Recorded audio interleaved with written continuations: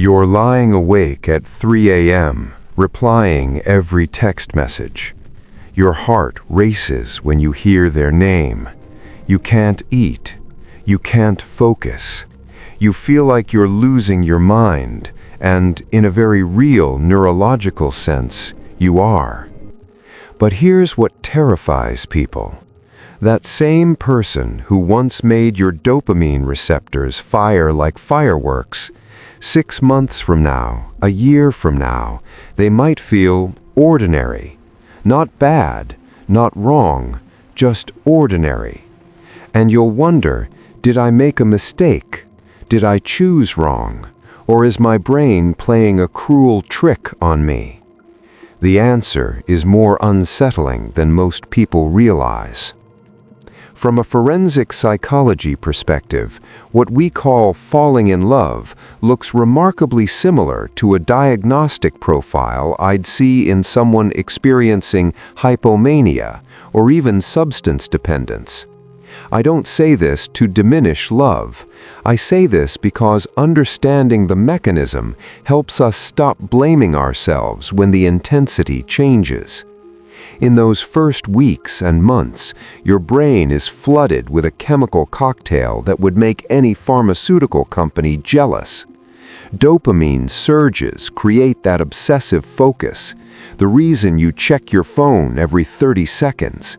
Norepinephrine triggers that heart-racing, sweaty-palmed arousal state, and serotonin actually drops, which is why you experience intrusive thoughts about this person, similar to what we observe in obsessive-compulsive patterns. Your prefrontal cortex, the part of your brain responsible for rational decision-making and risk assessment, shows decreased activation. You're literally thinking less clearly. Meanwhile, your brain's reward centers light up on fMRI scans in patterns almost indistinguishable from cocaine use. This isn't poetry, this is neuroscience. Here's where most people panic.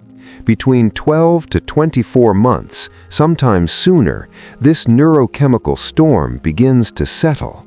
It has to. Your brain cannot maintain that level of activation indefinitely. It would be physiologically exhausting, even dangerous. What replaces it, if the relationship continues, is a different system entirely. Oxytocin and vasopressin create feelings of calm attachment, security, bonding. It's less fireworks, more warmth, less obsession, more choice. And this is where the psychological crisis hits. Because our culture has taught us that the intensity is the proof, that if you're not feeling that obsessive pull, that constant craving, something must be wrong.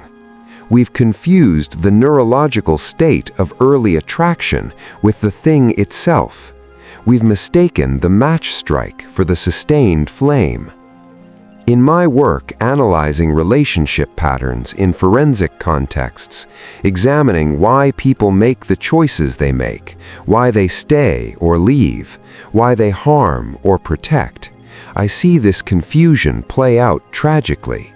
People abandon stable, healthy bonds because they're chasing that initial high.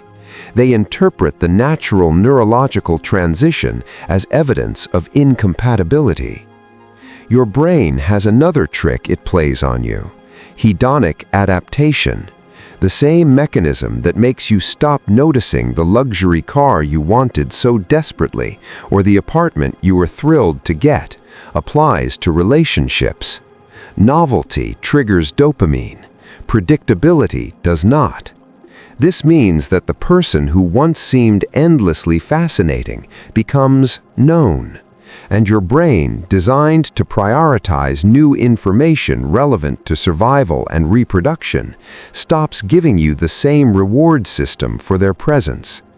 Here's the forensic question I'd ask. Is this person actually less valuable to your life, or has your neurological reward system simply recalibrated? Because what I observe in long-term successful partnerships isn't the maintenance of that initial intensity. It's the conscious recognition intensity was never the foundation. It was the scaffolding, and scaffolding is meant to come down once the actual structure is built.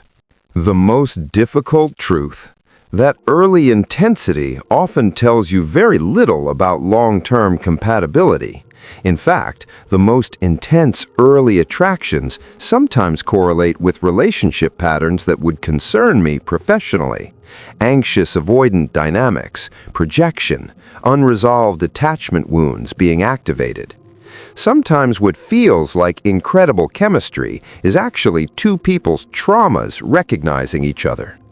Meanwhile, relationships that build slowly, that feel comfortable rather than electric, that develop from friendship rather than obsession, these often lack that Hollywood-style intensity, and so people dismiss them.